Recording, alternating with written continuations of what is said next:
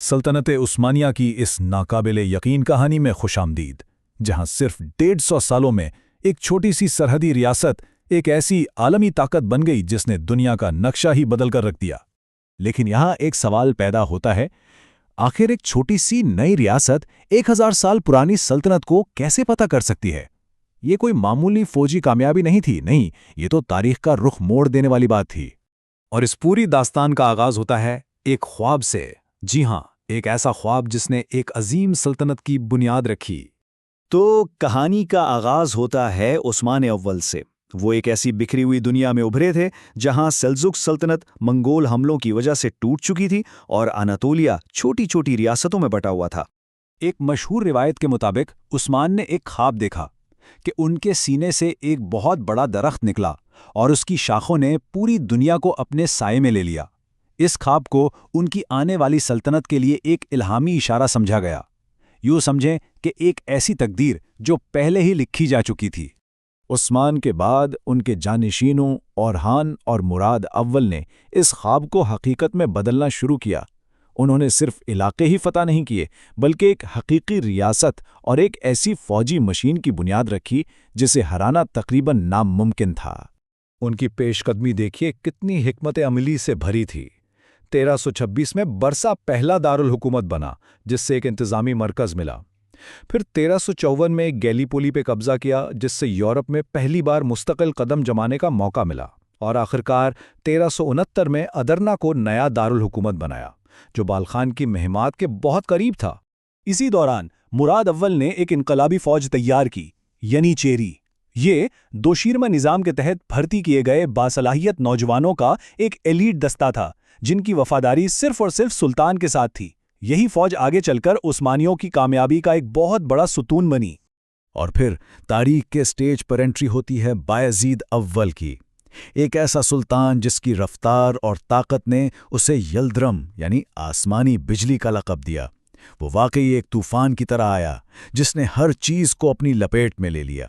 اس کی رفتار کا عالم تو یہ تھا کہ سن 1392 میں صرف 1 سال کے اندر اس نے اپنی فوجوں کو یورپ اور ایشیا کے بیچ 1-2 نہیں، پورے 7 بار ادھر سے ادھر کیا۔ دشمن تو حیران تھے کہ یہ کوئی انسان ہے یا کوئی جن جو ہوا سے بھی تیز ہے۔ 1396 میں جنگ نکوپولس میں بایزید نے تاریخ کی سب سے بڑی یورپی صلیبی فوج کو شکست دے دی۔ اس ایک فتح نے اسے پورے عالم اسلام کا ہیرو بنا دیا، لیکن شاید اسی فتح نے اس کے اندر ایک خطرناک غرور بھی پیدا کر دیا، یہ احساس کہ اب اسے کوئی نہیں ہرا سکتا۔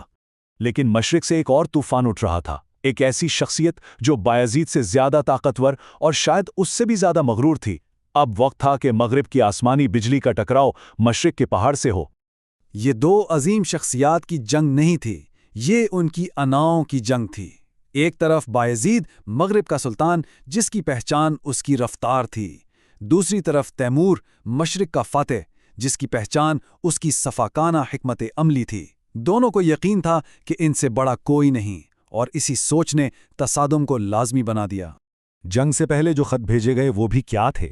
تیمور نے بایزید کو لکھا، تم ایک چیونٹی سے زیادہ کچھ نہیں، ہاتھیوں کو کیوں چھیڑ رہے ہو؟ افسوس، وہ تمہیں اپنے پاؤں تلے کچل دیں گے۔ یہ الفاظ بایزید کے لیے ایک کھلی توہین تھی۔ بایزید کا جواب تو غصے اور ذاتی انا سے بھرا ہوا تھا۔ اس نے لکھا، اگر میں تمہارے چیلنج سے بھاگا تو میری بیویاں مجھ پر حرام، لیکن اگر تم میں میرا سامنا کرنے کی ہمت نہیں تو تمہارے لیے تمہاری بیویاں حرام۔ بس اب یہ جنگ انا اور غیرت کا مسئلہ بن چکی تھی۔ اور پھر 1402 میں ہوئی انقرہ کی جنگ، جہاں بایزید نے ایک نہیں 3 بڑی غلطیاں کیں۔ پہلی، اس نے قسطنطنیہ کا تقریباً مکمل محاصرہ چھوڑ کر ذاتی انا کی جنگ کو ترجیح دی۔ دوسری، اس نے اپنی فوج کو تیمور کی طرف دوڑاتے ہوئے اتنا تھکا دیا کہ جب وہ میدان میں پہنچی تو پیاس سے بے حال تھی، جبکہ تیمور پہلے ہی پانی کے واحد ذخیرے پر قبضہ کر چکا تھا۔ اور تیسری اور سب سے بڑی غلطی، جنگ کے بیچ میں اس کے اپنے 18,000 تاتار سپاہیوں نے غداری کی اور تیمور سے جا ملے۔ بایزید کو میدان جنگ میں زندہ گرفتار کر لیا گیا۔ کہتے ہیں کہ جب اسے تیمور کے سامنے پیش کیا گیا تو تیمور ہنسنے لگا۔ بایزید نے غصے سے کہا، بادشاہوں کی بدقسمتی پر ہنسا نہیں کرتے۔ تیمور نے جواب دیا، میں تم پر نہیں ہنس رہا، میں تو اللہ کی شان پر ہنس رہا ہوں کہ اس نے دنیا کی بادشاہت کن لوگوں کے حوالے کر دی ہے، ایک میرے جیسا لنگڑا اور دوسرا تمہارے جیسا اندھا۔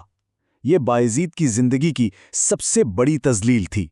انقرہ کی شکست ایک قیامت سے کم نہیں تھی۔ سلطان قید میں ہی مر گیا اور پوری سلطنت ایک خوفناک خانہ جنگی میں ڈوب گئی۔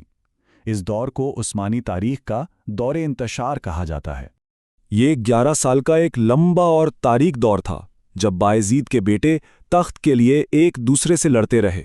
ایسا لگ رہا تھا کہ عثمانی سلطنت اب ہمیشہ کے لیے ختم ہو جائے گی، اور یورپ میں لوگ خوش تھے کہ ترک اب شاید کبھی دوبارہ کھڑے نہیں ہو پائیں گے۔ لیکن راکھ کے اس ڈھیر میں ایک چنگاری ابھی بھی باقی تھی۔ بایزید کے بیٹے محمد اول نے آخرکار اس خانہ جنگی پر قابو پایا اور بڑی محنت سے بکھری ہوئی سلطنت کو دوبارہ جوڑا۔ اس نے یہ ثابت کر دیا کہ سلطنت کی جڑیں اتنی گہری تھیں کہ ایک شکست انہیں ختم نہیں کر سکتی۔ اور اسی بحالی نے سلطنت کے آخری اور سب سے شاندار باب کی بنیاد رکھی۔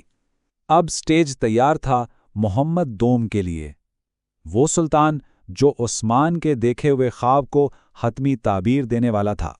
جب سلطان محمد دوم نے قسطنطنیہ پر اپنا فیصلہ کن حملہ کیا تو اس کی عمر صرف 21 سال تھی۔ اس کی جوانی اس کے عزم اور اس خواہش کو ظاہر کرتی تھی کہ وہ کام مکمل کرے گا جو اس کے آباء و اجداد نہیں کر سکے۔ محمد فاتح صرف جوش کے ساتھ نہیں آیا تھا، اس کے پاس ایک مکمل منصوبہ تھا۔ اس نے بارود سے چلنے والی ایسی بڑی توپیں بنوائیں جو قدیم دیواروں کو توڑ سکتی تھیں، ایک مضبوط بحری ناکہ بندی کی تاکہ شہر کو کوئی مدد نہ پہنچ سکے، اور سب سے بڑھ کر اس کے پاس صدیوں پرانے مشن کو مکمل کرنے کا ایک نہ ٹوٹنے والا ارادہ تھا۔ اور آخرکار 29 مئی 1453 کو قسطنطنیہ فتح ہو گیا۔ 1000 سال پرانی بازنطینی سلطنت کا خاتمہ ہوا اور عثمانی ریاست صحیح معنوں میں ایک عالمی سلطنت بن گئی۔ صدیوں پرانا خواب تو پورا ہو چکا تھا، لیکن اب سوال یہ تھا کہ عثمانی آگے چل کر ایک کیسی سلطنت بنیں گے؟ اس عظیم فتح کے بعد ان کا مستقبل کیا ہوگا؟ یہ ایک نئے دور کا آغاز تھا۔